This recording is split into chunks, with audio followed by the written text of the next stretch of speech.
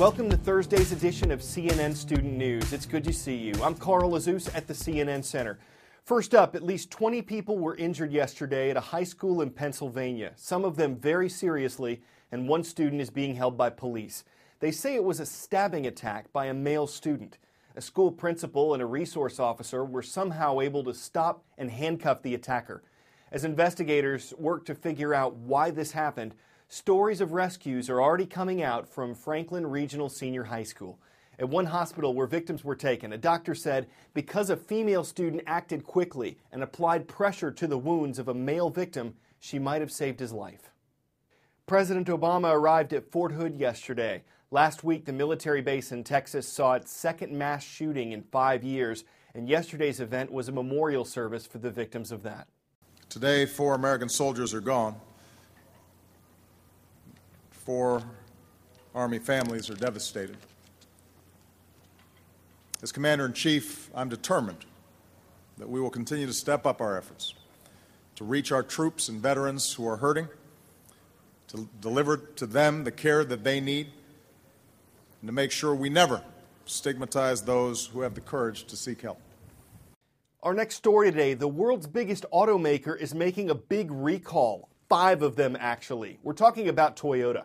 27 models are affected by this, from the Camry, Corolla, Matrix, and Highlander to the Subaru Trezia and Pontiac Vibe, which were built by Toyota. This includes cars made between 2004 and 2013, a total of more than 6 million vehicles around the world. 2 million of them are in North America. There are several parts Toyota plans to inspect and possibly replace. Seat rails, engine starters, windshield wiper motors, airbag cables, though Toyota says it doesn't know of any crashes or injuries caused by problems with these parts. This is Toyota's second major worldwide recall this year. Time for the shout-out. Which U.S. president signed the Civil Rights Act of 1964 into law? Was it John F. Kennedy, Lyndon Johnson, Richard Nixon, or Gerald Ford? You've got 3 seconds. Go. President Lyndon Johnson signed the Civil Rights Act of 1964 into law using at least 75 different pens that he handed out to civil rights leaders and supporters. That's your answer, and that's your shout-out. It's the 50th anniversary of the Civil Rights Act. Its goal to end discrimination based on someone's race, religion, what country they came from, or what gender they were. And that extended from businesses and schools to voting booths and even bathrooms. The act was passed after one of the longest debates in Senate history. In the 1960s, it was as controversial as it was historic. The nation was in turmoil. Young, predominantly black protesters against public discrimination on buses, in bathrooms, and at lunch counters were beaten and hosed down in the South. America's very democracy was at stake. And then President John F. Kennedy was assassinated. Lyndon Baines Johnson was sworn in and decided to stake his early presidency on passing the Civil Rights Act. No memorial oration or eulogy could more eloquently honor President Kennedy's memory. But the politics were as nasty on Capitol Hill as the prejudices on the streets of the South. Southern Democrats who felt their way of life was being threatened threw up hurdle after hurdle in the House. Across the Capitol, senators like Robert Byrd and Strom Thurmond filibustered, trying to talk the bill to death. Richard Goodwin worked in the White House for Kennedy and then for President Johnson. He was from the South, and he had seen firsthand, of course, the poor blacks and the poor Mexican Americans and others who were not getting a fair break in the society. Urging swift passage for the bill. LBJ not only supported the bill, he also knew how to get it passed on Capitol Hill. Johnson he was the master of the Senate. And as majority leader, he knew where all the bodies were buried. He knew what everybody's weaknesses were. So the new president worked the phones, calling all sides. He would be on the phone with Dr. King. Then he would call Governor Wallace. Then he'd call Senator Dirksen. And then he'd be on the phone with Richard Russell. He was pulling out every stop. He'd call them in the morning. He'd call them at night. I mean, there's a story of calling a senator at 2 in the morning And he said, I hope I didn't wake you up. And the senator said, no, I was just lying here on the bed hoping my president would call. Johnson's arm twisting worked. The bill fought its way through Congress. The filibuster was broken by Republicans and Democrats. There's warm applause from members. With his signature, LBJ made the Civil Rights Act of 1964 the law of the land, following a groundswell of public support after violence and hate had tested the nation.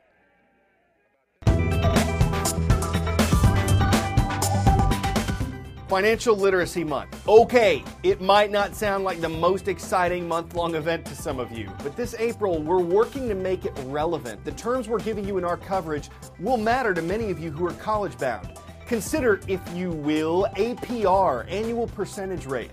It applies to car loans and home mortgages, but it also factors into college loans. And if you get one of those, you don't just pay back the money you borrow, you pay it back with interest.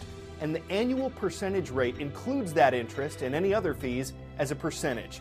That's the cost of the loan that's tacked on to the money you owe.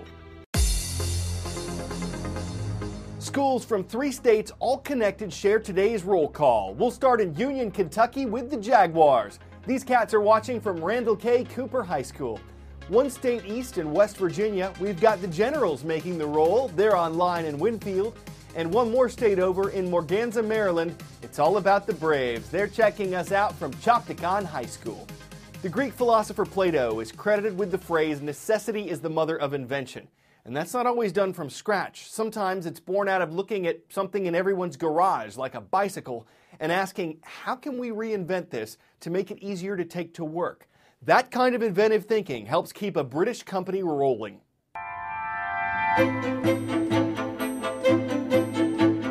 From bike hire schemes to cycle superhighways, London offers plenty of incentives for a pedal-powered commute. The number of those cycling to work here has more than doubled in the past decade, and that hasn't gone unnoticed by the UK's top bike maker. Brompton Bicycle has spent 25 years cornering a unique market for those wanting the wheels without the baggage. Handlebar pops up like that, saddle comes up, little flick, and off you go. Less than 10 seconds? Less than 10 seconds. Easy peasy. The managing director, Will Butler-Adams, is leading a massive company expansion. He's taken this one small family-run firm to 44 countries, and they can't get enough of this foldable bike. The business has been growing 20% year on year, generating sales of $45 million. Most of that demand is from overseas markets, and it seems they don't mind the hefty starting price.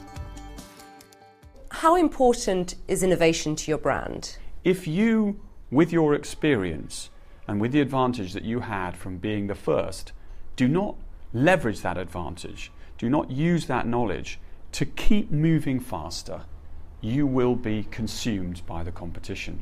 The only way you can beat that is by using your brains, using your knowledge and your experience and your understanding to out-innovate. And if we don't do that, we will not be here in 10 years' time.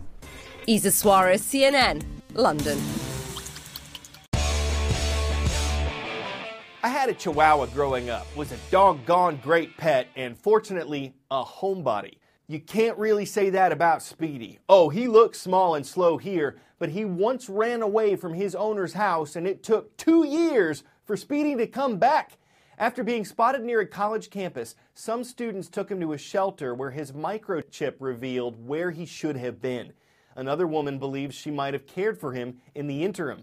So his story's really a tale of 2 Speedies. He's as cute as his owner says he is, so it's clear why she wanted him back. I'm not going to top that one today, even if the possibilities are endless. We'll yap at you again on Friday's show.